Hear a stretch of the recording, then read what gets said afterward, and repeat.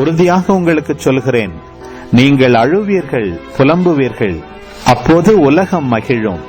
நீங்கள் துயருறுவீர்கள், ஆனால் உங்கள் துயரம் மகிழ்ச்சியாக மாறும்.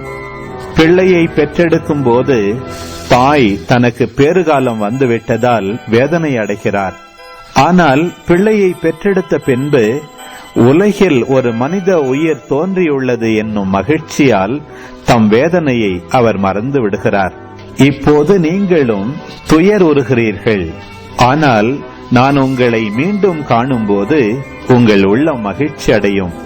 உங்கள் மகிழ்ச்சியை யாரும் உங்களிடமிருந்து நீக்கிவிட முடியாது. அந்நாளில் நீங்கள் என்னிடம் எதையும் கேட்க மாட்டீர்கள்.